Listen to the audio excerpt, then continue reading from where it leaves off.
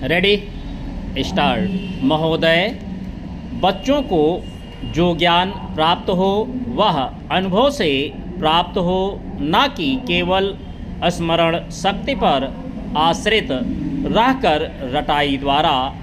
उन्होंने सोचा था और उच्चतम शिक्षा शास्त्रियों का भी यही विचार है कि इस प्रकार से प्राप्त ज्ञान बच्चों में जागरूकता, कार्यकुशलता, स्वतंत्र भावना पैदा करता है, जो इस शैली के संग्राम में बहुत सहायक हो सकता है। दूसरा मौलिक विचार उनका यह था कि इस प्रकार की शिक्षा इस देश के लिए अनुकूल ही नहीं बल्कि अनिवार्य है। बच्चों से जो कुछ भी काम कराया जाए वह उत्पादक काम हो और उससे जो कुछ भी पैदा हो उससे शिक्षा का व्यय यदि पूरा नहीं तो अधिकांश निकल सके, क्योंकि यदि शिक्षा का व्यय दूसरे प्रकार से निकालने का प्रयत्न किया जाएगा तो वह बोझ इतना बड़ा होगा कि शिक्षा सार्वजनिक नहीं बन सकेगी।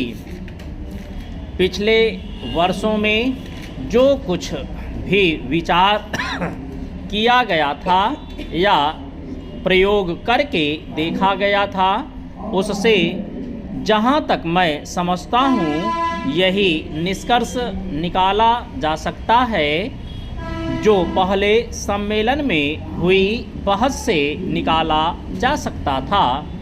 हमारे शिक्षा शास्त्रियों ने इस पद्धति की अनुकूलता और श्रेष्ठता तो मान ली थी, पर उनकी दृष्टि में इसके द्वारा शिक्षा का व्यय निकालना असंभव ही नहीं, अनुचित भी था। प्रयोग से देखा गया है कि इस पद्धति की उपयोगिता है और इससे पूरा नहीं तो अधिकांश व्यय निकाला जा सकता है। यह मैं प्राथमिक और माध्यमिक शिक्षा से संबंध में कह रहा हूँ। उच्च कोटि की शिक्षा के संबंध में अभी प्रयोग नहीं के बराबर हुआ है, इसलिए उसके संबंध में अभी कुछ भी कहना संभव नहीं है। इतना होते हुए भी हम देखते हैं कि इस पद्धति को उतना प्रोत्साहन नहीं मिला और न इसका उतना प्रचार ही हुआ जितना होना चाहिए था और जितना स्वराज्य प्राप्ति के बाद हम कर सकते थे।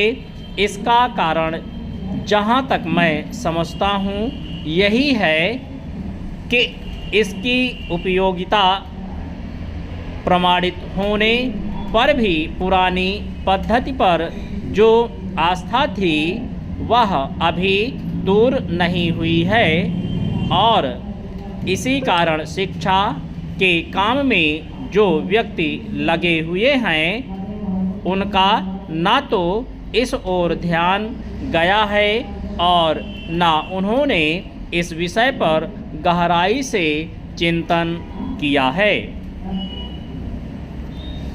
आज भी हम इतना ही कह सकते हैं कि इस पद्धति का अभी केवल प्रयोग ही किया जा रहा है।